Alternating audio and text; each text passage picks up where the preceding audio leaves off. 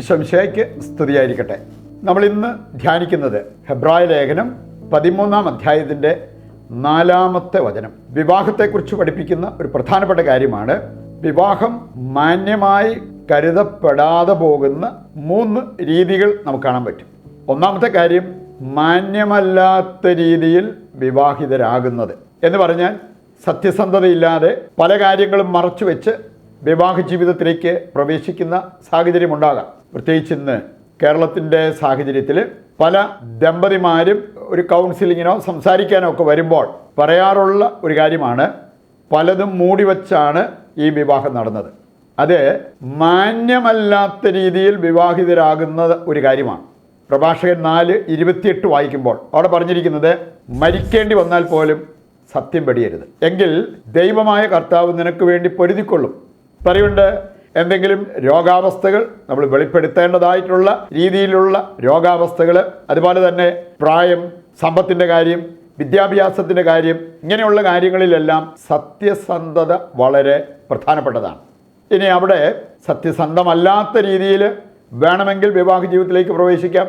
പറയേണ്ടിയിരുന്ന പലതും പറയാതെ കണ്ട് സത്യം മൂടി വെച്ചുകൊണ്ട് വിവാഹിതരാകാൻ പറ്റും. പക്ഷെ ആ വിവാഹ ജീവിതം വിജയപ്രദമാകണമെന്നില്ല, അനുഗ്രഹപ്രദമാകണമെന്നില്ല.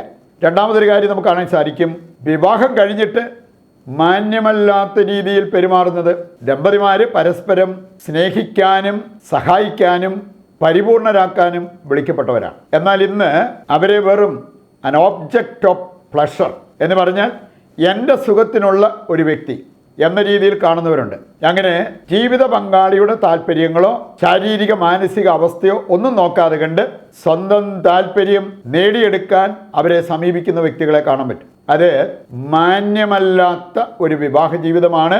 വിവാഹം കഴിഞ്ഞ് വിവാഹ ജീവിതത്തിലൂടെ കടന്നു പോകുമ്പോൾ മാന്യത കാത്തു സൂക്ഷിക്കാൻ പറ്റാതെ പോകുന്ന ഒരവസ്ഥയായിട്ട് നമുക്കതിനെ കാണാൻ പറ്റും. മൂന്നാമതൊരു കാര്യം കൂടി നമുക്ക് കാണാൻ പറ്റും.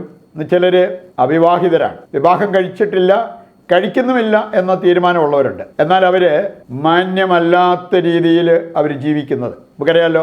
1 കൊറിന്തോസ് 7-ാം അധ്യായം 9-ാമത്തെ വചനം എടുക്കുമ്പോൾ അവിടെ പറഞ്ഞിട്ടുണ്ട്, ഈ വികാരം കൊണ്ട് ദഹിച്ച് നശിക്കുന്നതിനേക്കാൾ നല്ലത് വിവാഹം കഴിക്കുന്നതാണ്. അപ്പം അങ്ങനെ വിവാഹം കഴിച്ച് ഒരു ആത്മനിയന്ത്രണത്തിൽ ജീവിക്കാനുള്ള സാധ്യത നമ്മുടെ മുമ്പിലുള്ളപ്പോൾ അത് പ്രയോജനപ്പെടുത്തണം എന്നുള്ളത് ദൈവം നമ്മെ ഓർമ്മിപ്പിക്കുന്ന ഒരു കാര്യമാണ്. അതുകൊണ്ട് പ്രിയപ്പെട്ടവരെ, വിവാഹം എല്ലാവരുടെയും ഇടയിൽ മാന്യമായി കരുതപ്പെടണം. മണവറ മലിനമാകരുത്. ഉദ്ദേശശുദ്ധിയില്ലാത്ത, സത്യസന്ധതയില്ലാത്ത രീതിയിൽ വിവാഹ ജീവിതത്തിലേക്ക് പ്രവേശിച്ചവർ അവർ മലിനരാണ്. അവരുടെ മണവറയും മലിനമാക്കപ്പെടും എന്നുള്ളത് നാം തിരിച്ചറിയേണ്ട കാര്യമാണ്.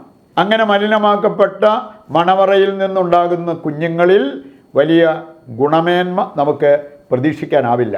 അപ്പോൾ അതുകൊണ്ട് നമ്മളെ സംബന്ധിച്ചിടത്തോളം വിവാഹ ജീവിതത്തിൻ്റെ പ്രാധാന്യം മനസ്സിലാക്കിക്കൊണ്ട് അത് വിരൂപമാക്കുന്ന രീതിയിലുള്ള പ്രവൃത്തികളിലേക്ക് പോകാതിരിക്കാൻ നമ്മൾ പ്രത്യേകം ശ്രദ്ധിക്കേണ്ടവരാണ്. അതിനുവേണ്ട കൃപയ്ക്കും അനുഗ്രഹത്തിനുമായിട്ട് പ്രാർത്ഥിച്ചുകൊണ്ട് നമ്മളും എല്ലാ ദമ്പതിമാരും വിവാഹം മാന്യമായി കരുതപ്പെടാൻ ദൈവത്തോട് നമുക്ക് ഈ പ്രതിഷ്ഠാ ജപത്തിൽ പ്രത്യേകം പ്രാർത്ഥിക്കുകയും ചെയ്യാം. നമ്മളിന്ന് കോമൺ നിയോഗമായിട്ട് വെക്കുന്നത് ജീവിത പങ്കാളിയെ ബഹുമാനിക്കാതിരിക്കുന്നവരുടെ ഒരു മാനസാന്തരത്തിന് വേണ്ടിയാണ്. സ്ത്രീയും പുരുഷനുമായി മനുഷ്യനെ സൃഷ്ടിച്ച നല്ല ദൈവമേ, എല്ലാ ദമ്പതിമാരെയും അവരുടെ കുടുംബത്തെയും ഞങ്ങളങ്ങയുടെ തിരുഹൃദയത്തിൽ പ്രതിഷ്ഠിക്കുന്നു. പുരുഷന് ചേർന്ന ഇണയെ ഞാൻ നൽകുമെന്ന് അരുൾ ചെയ്ത ദൈവമേ, ഞങ്ങളുടെ ജീവിത പങ്കാളിയെയും മക്കളെയും ദാമ്പത്യ ജീവിതത്തിൽ ഞങ്ങൾ നേരിടുന്ന എല്ലാ സുഖദുഃഖങ്ങളെയും ഞങ്ങൾ അങ്ങേക്ക് പ്രതിഷ്ഠിക്കുന്നു.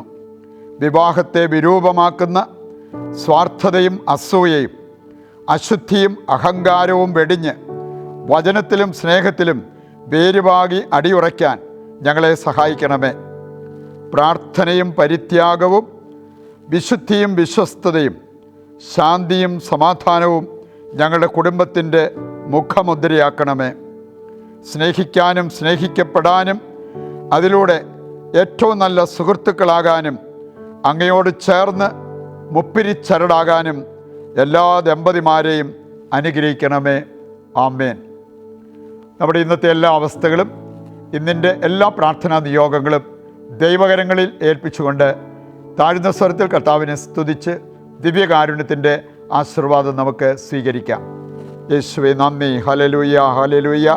കർത്താവേ ഏറ്റെടുക്കണമേ. ഞങ്ങളെ ഓരോരുത്തരെയും, ഞങ്ങളുടെ എല്ലാ പ്രാർത്ഥനാ നിയോഗങ്ങളെയും ഏറ്റെടുത്ത് ഞങ്ങളെ, ഞങ്ങളുടെ കുടുംബത്തെ, ലോകം മുഴുവനെയും സമർത്ഥമായി അനുഗ്രഹിക്കണമേ. യേശുവേ നന്ദി, യേശുവേ സ്തുതി, യേശുവേ ആരാധന.